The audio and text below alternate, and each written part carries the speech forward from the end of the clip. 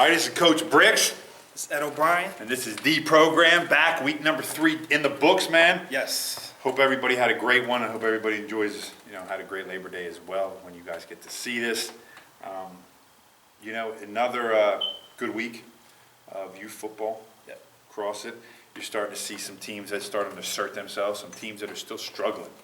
And you look at some of the programs that have dominated, not only just the old CFA, which we call, the 10, 12 teams that they had, but, also the Keystone that's merged into, the CFA now.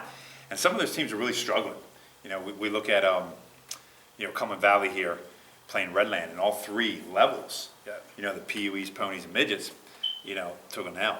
And you just wonder, and we were talking earlier off air about the cycles. Teams go through cycles. Whether it's a high school team, whether it's a midget team, every team has these cycles. Very few teams stay on top forever. Yeah. You know what I mean? Always stay on the bottom forever. You get a group of kids, a class of kids that, boom, bumps you up, takes you to that next level, or you could get 2 or 3 years where, the talent just isn't there, and then you fall off and stuff. And I think that's what some of these programs go through. So I think some people get so hyped up and worried about, wow, look what happened. I think, it's just a cycle process. And once you get that next crop in, boom, you start winning again. The coaches all of a sudden become smarter. They were smarter when they were winning, and then when they started losing, they lost it. And all of a sudden we got to get rid of them, yeah. Right, and they get the players. So it's like you said, it does go in cycles. Yeah. And, Cumberland Valley has been a historically strong program. Years. Not to say that they're struggling, but, them like other teams, sometimes you have a down period. Yeah. But, organizations such as this one, usually they bounce back. And usually it's very quickly. They're not down long, if they're even down at all. And you like to see that. You like to see a team bounce back. We talked about them. You could talk about, Susquehanna, Hummelstown. That's, Susquehanna, Lower Dauphin at the high school level, They've had some good games over the last couple of years. A lot of those kids, know each other. So you move down to this youth level with Susquehanna taking the first 2, the Peewees and the Ponies, and then the Hummelstown Bulldogs coming back in the midget game. And Hummelstown has a pretty good midget program. Yeah. A couple of those kids there, and they have some good players on that squad. So they're definitely going to be a force in that division to reckon with. And it all correlates at some point, from youth programs to the high school level. Mm-hmm. And, there's been some pretty good football players come from Hummelstown, currently playing at Lower Dauphin right now. And Lower Dauphin's been a pretty decent, pretty good high school program the last couple of years. So.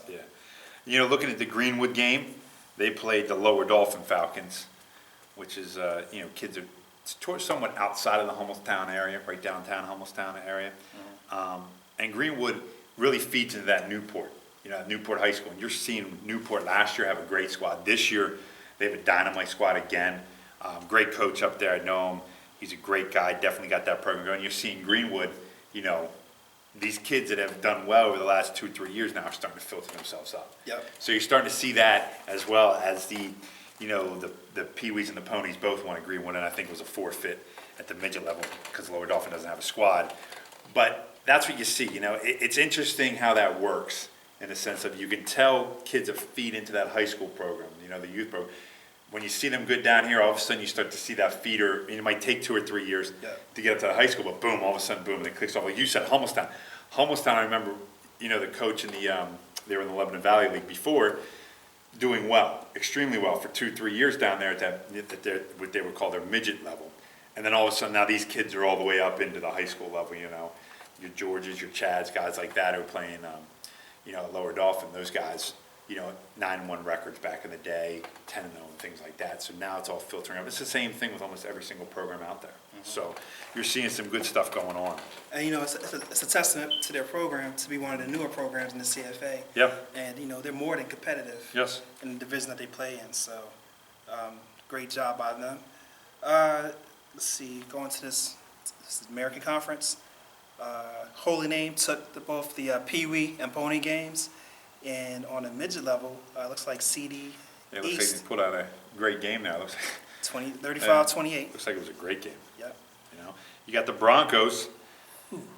Yeah. They didn't do too well in the Pee-wee.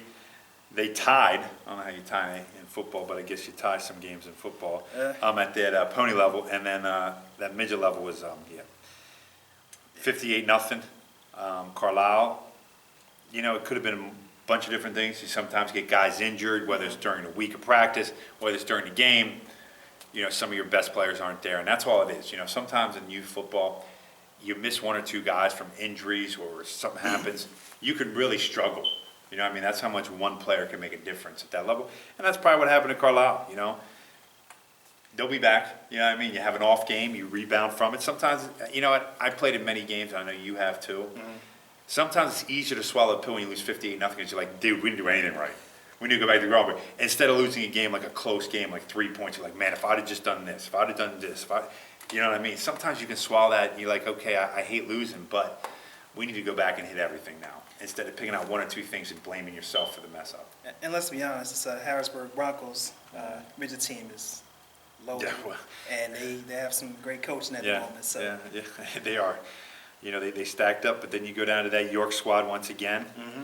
That York Pee Wee team doing their thing, 33-6 over Central Dauphin, and the Pony team doing it again, 38. With the shutout. Yeah, but then you go to the midget level. A little shocked here.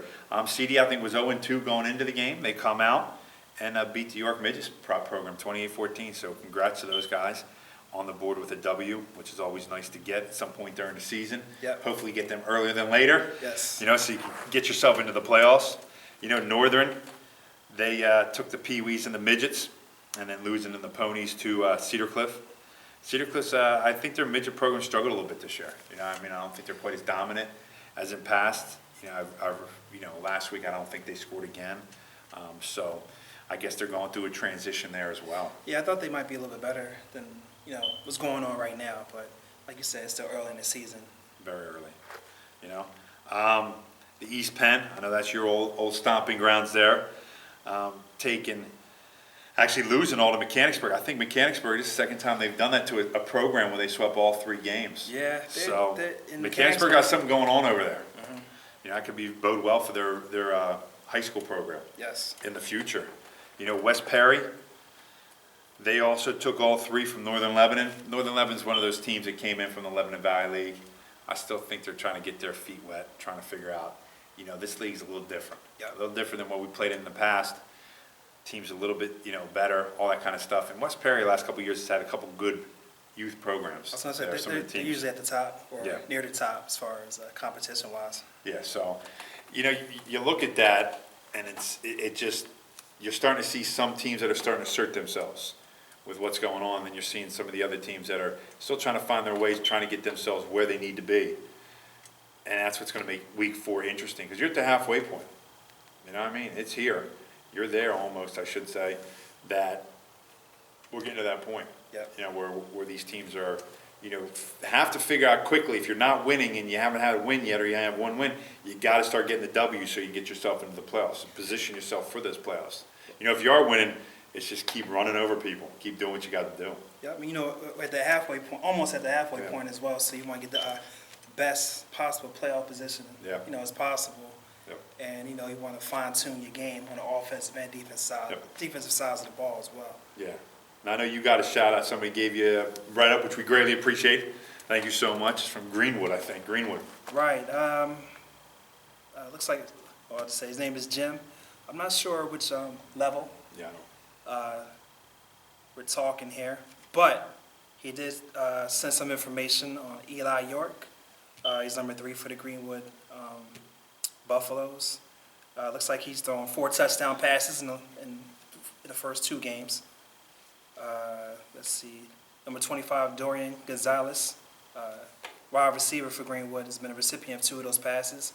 And the other 2 passes went to Ethan Rode, who plays running back for Greenwood.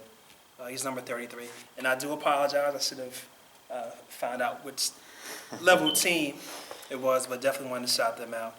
And he does give information. He's a great job by the Greenwood offensive line. Mentions Ernie Schoonover. He wears number 83, so shout out to Ernie. Hope I said your last name correctly. Looks like the Buffaloes did not play this week, so. They're off? Yeah. So they're off this week. So Excellent. they have looks like they have a big matchup this week against the number 1 team in the Federal Division. Excellent, man. So we greatly appreciate guys putting that out. Ed's looking that up here. We greatly appreciate you guys sending us information. Like I said, we will get it on. We will give the shout outs. All you got to do is send the information and we will take care of it. All right, that's our job. We like to showcase, not only the talent in the area, the youth, each team, but also the kids that do well. I think that's great, because you can hear, yourself online, but also, we can see also, hey, keep an eye out for this kid. That's what Ed and I talk about sometimes during the week. I know he's busy with high school, as you know. He's the high school guru around here for kids and coaches and all that kind of stuff. But he and I do talk, frequently with youth sports as well. And that's one of the things that we discuss, with some of the kids out there that are doing well and performing at a high level. All right, and now looking at week 4 quickly, you have several pretty good matchups here. Looks like Green will be playing West Perry. Okay. Next week, so that should be a good. Yeah, both good those set of teams. games. Yeah, both like we talked about earlier. Both those teams are pretty much steamrolling a lot of their guys, their competition. So it should be a very good game. So you have Hummelstown going against Middletown at all levels, of course. Mechanicsburg, Hershey. East Pennsboro, New Cumberland. New Cumberland always has pretty good program, pretty good teams. I mean, York Bears and Harrisburg Broncos. Nice. That should be one of them Might games. have to check that out. Yeah. We might have to head to that one. And you'll probably catch me at a game or two, not even probably the next several weeks. So this is, like I said, this is the man. He loves going to see That might things. be one I check out. So don't be surprised if you see me on the sideline somewhere. You might even see him catch the ball and run down the sideline. Might pull a hammy though. I need to get him back working out. I'll try it, man. But you also have the CD East, I think, play Central Dolphins, so that's a little rivalry game right there. I think they're playing that game. Wow. I think they're playing that game at the middle school, so on the turf. Really? I think the game's on the turf in the middle field, if I'm not mistaken. So usually that's what they do when those two teams play. Since they're in the same school district, they play that game on the turf. So that should be a very, very good game. I know I think most of the time they have rivalry week, what they call, is usually the last week of the season. I think it's like Holy Name and CD and stuff. But this is this is one of those rivalry games, You're talking about kids that are in the same district as you. You're going to want to win. Yeah, I mean, a little bit of bragging rights. And we're going to find out who gets them. But I think all the games coming up this week, like I said, it's week 4, so you got to start preparing yourself. You got to start getting yourself ready for what's coming up this season for the playoffs. And to you players out there, make sure you stay hydrated. Yeah, it's been hot. I've seen a couple high school kids get sniped by the cramp. Oh, I should have said, I'm sorry. Go down due to cramps, so make sure you stay hydrated. Yeah, that's a big thing, guys, is make sure you stay hydrated. Make sure you take care of yourselves. I know guys have been getting knocked around lately. If you're still interested in that, I put it out there before with the concussions, let me know. Guys, stop waiting for stuff to happen. Stop being a reactive society. I keep saying this. Be proactive. Take care of your bodies. Take care of yourself. Let's try to mitigate these injuries that are occurring at too high of a rate, in my opinion. I just don't think kids are conditioned enough and trained enough to do the things that they're doing right now because they don't play all year round in the sense of outside play. I'm not talking about sport play, but I'm talking about running around play. Let me know. Email me. All right? Ed puts the stuff up. If you can't find me, Ed can always shoot over the email to me. That's not a problem, guys. Let me help you out. I did get a call from one of the teams. They want me to come up and speak to them on concussions. That's great. More than happy to help out, guys. That's being proactive. That's trying to get stuff out there to let the kids be better off. So there's no reason for what's going on if we can help mitigate this. So let's do that. Like Ed said here, take care, hydrate. I know it's supposed to cool down this weekend coming up finally. I think after like Thursday, we're going to get out of the 90s. Hey, we had that cool summer. I guess the summer finally wanted to hit us at this point. Yeah. But guys, take care of yourself. That's majorly important. Also I know that we always give them a shout out to Central Penn Soldiers. I know they've been down playing. They're down in the Maryland area. They've been competing. They haven't won in a couple games, a couple scores that I checked. So maybe some of the other ones did, but some of the scores that I checked, They had one yet, but they're starting to play more competitive. I saw some of the scores in the springtime compared to now. They're starting to get better, and that's good to see. They're starting to make that improvement. And that league, like we talked about, is very, very difficult. You know, it's unlimited weights. A lot of those teams that are in that division or in that league have been playing for a long time. So they know what it's like. This is like a new team jumping into a whole new division, trying to figure things out. So they're holding their own. So I'm glad to see that, and we give them the support and the shout out as well. And of course, you always want to win. Yes. But the big thing is, first competing, and then getting better, and learning from, in some cases your losses. Yep. You know what I mean? So, shout out to them, and just keep trying. So you can keep plugging, man. You guys are going to be better off in the long run. Absolutely. Instead of just sitting there being not able to play, now you guys are at least getting the opportunity to play. And that's the big thing. And then when you guys hit high school, it's not going to be a stop because, like I said, I know many kids that I trained back in the day, always too big, could never play. Mm-hmm. And then, they got to high school, and some of them liked it, some of them never went back out because they just never had the opportunity. And like we said off the air, you mentioned these players are from different parts of Central PA. Yep. So it's definitely a true Central PA team. So that's why I think Central PA should be behind them. Yeah. But it's neither here nor there. Yeah. So guys, best of luck this upcoming week. Week 4 for the CFA. Keep plugging along, guys. Keep working. Keep sending us that information. We do appreciate Jim from Greenwood sending it to us. Thank you so much. Everybody out there, you guys can send us. All right? There's no reason why you guys don't. Just get us the information. We'd be more than happy to do it. Like I said before, if you want something about the concussions or anything else that I can help you out with, let me know. I'm here for you guys. Go to my website at CoachBrix.com. You'll see a bunch of high school athletes that did play in the CFA before. I interviewed them. I have some stuff put up there. This whole month, I got tons of guys that I have interviewed. Will be on my podcast, plus my blog's also up there. Different things on my Facebook page where I talk about different injuries and stuff. So please let us know what you can do. Nah, I'm not the man. I just want to educate as many people as I possibly can so we don't have all these injuries. I hate seeing kids hurt. I played hurt. We didn't have all the knowledge we have now. We have the knowledge. You guys got to be willing to go get it, and I'm here to help you guys out. Anything to add, my man? That's it. Good luck to all the teams this upcoming week. Like I said, you'll see me on the sideline somewhere. So I might have some video clips for you guys next week. Be awesome, guys. Hey, guys, keep working hard. Remember, NFL football starts up this Thursday. Yes. So you guys be pumped for that. College is finally here. So we're in full board football swing, man. Overload. High school started up. Yeah, high school started up. So it's great for all the teams out there, all the kids that are watching this from the high school level who still watch this. Best of luck to you guys as well. Yep. This is Coach Brix. Ed O'Brien. And this is The Program.